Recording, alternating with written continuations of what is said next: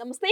Welcome to our channel. నేను విశాల్ని. పెద్ద దస్తగిరి హత్య వెనుక ఇటు పొలిటికల్ హీట్ మరింత పెరిగింది. ఇటు వైసీపీకి, ఇటు కూటమి ప్రభుత్వానికి.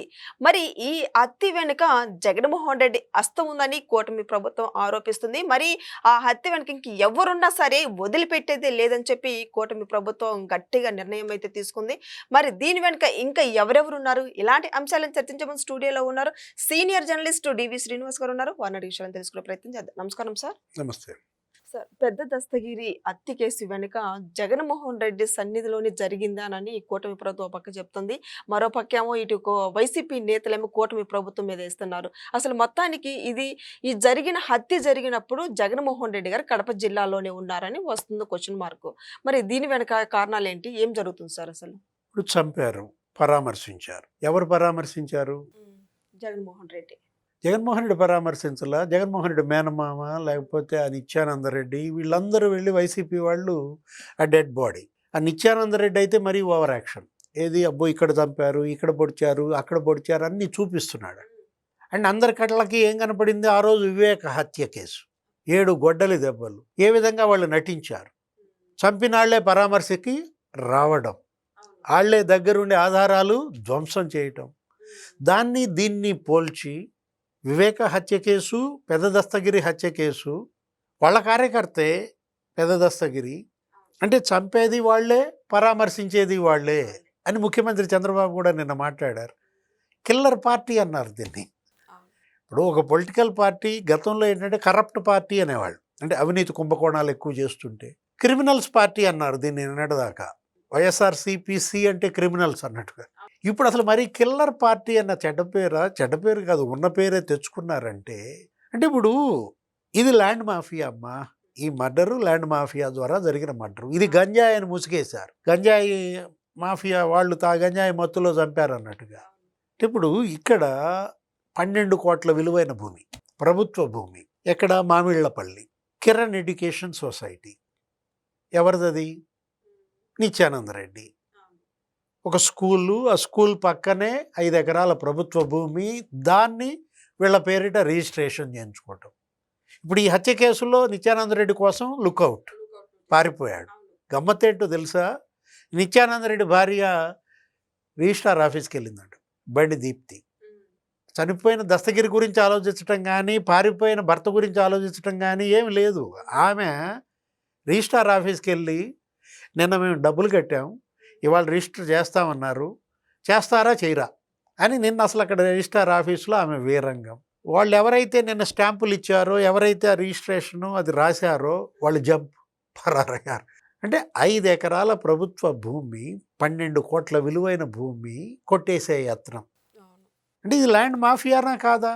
నేను అంటుంది అదే. ఏది? అతను డిప్యూటీ మేయరు కడప, ఇప్పుడు ఈ చనిపోయిన ఆయన పెద్ద దస్తగిరి, వీళ్ళింట్లో 100 కోట్ల విలువైన భూముల పత్రాలు దొరికాయి. దగ్గర 155 డాక్యుమెంట్లు అంట.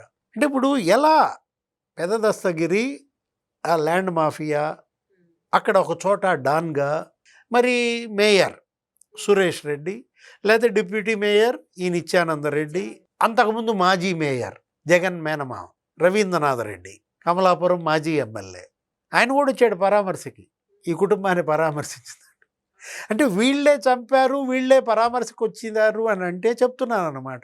అంటే ఇప్పుడు అతనికి కూడా ఈయన ఇల్లు కట్టించి ఇచ్చాడంట. ఇప్పుడు ఎవరు? మాజీ ఎమ్మెల్యే జగన్ మేనమామ రవీంద్రనాథరెడ్డి ఇల్లు కూడా పెద్ద దస్తగిరే కట్టించాడంట. అంటే ఆ ప్యాలెస్ ఏ విధంగా వీళ్ళు భూములు పేదలవి, రైతులవి కబ్జాలు చేసి, ప్రభుత్వ భూములు ఆక్రమించి, వాటికి తప్పుడు రిజిస్ట్రేషన్లు సృష్టించి, అంటగట్టి సొమ్ము చేసుకుని మాఫియా అంటుంది అదే. Land mafia, real estate mafia. ఇవాళ ఈ డాక్యుమెంట్స్ బయటకు రాకుండా, వాళ్ళ యొక్క లావాదేవీలన్నీ జనం దృష్టికి వెళ్లకుండా చంపేశారా? అడ్డు తొలగించుకున్నారా? పెద్ద దస్తగిరిని హత్య చేయడం ద్వారా ల్యాండ్ మాఫియా, దానిపైన ఇవాళ విచారణ చేయాలి. ఈ దిశగా పోలీసు ఇవాళ మరి నిత్యానందరెడ్డి దొరికితే కానీ ఇవన్నీ బయటికి రావు. ఇప్పుడు అతని కోసం వేట నడుస్తోంది. అతను లుకౌట్ జారీ చేశారు. పరారీలో అతను ఉన్న పరిస్థితుల్లో ఆమె ఏమంటది?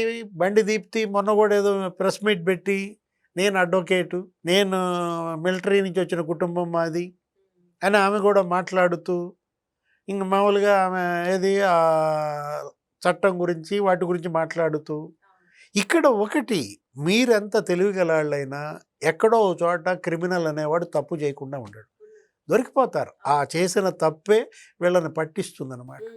ఇప్పటికి ఏదో మేము పత్తిత్తులు అన్నట్టుగా మాట్లాడితే ఎన్ని ప్రభుత్వ భూములు సురేష్ రెడ్డి ఆక్రమించాడు మేయర్, లేకపోతే నిత్యానంద రెడ్డి ఆక్రమించాడు డిప్యూటీ మేయర్, అసలు మాజీ మేయర్ రవీంద్రనాథ్ రెడ్డి అతను ఉండే ఇల్లు కూడా ప్రభుత్వ భూమి అని, లేకపోతే ఆయన కట్టిన థియేటర్లు జంట థియేటర్లు ప్రభుత్వ భూమిని కబ్జా చేసి కట్టారని బుగ్గవంక అప్పట్లో సంగతి నేను చెప్తోంది. రాజశేఖర రెడ్డి ముఖ్యమంత్రిగా ఉన్నప్పుడు బుగ్గవంక సుందరీకరణ పేరుతో 100 కోట్లు వాళ్లే వర్కులు చేసుకోవటం, వాళ్లే బిల్లులు చేసుకోవటం, పని చేయకుండానే బిల్లులు చేసుకోవటం, కరెక్ట్గా బుగ్గవంక ఆక్రమించి థియేటర్లు కట్టడం, ఆ రోడ్డు విస్తరణ 45 మీటర్లు రోడ్డు విస్తరించాలి, థియేటర్ల దగ్గరికి వస్తే మరి థియేటర్లు కూలగొట్టాలి, రోడ్డు కాస్త సన్నగా సగం అయిపోద్ది.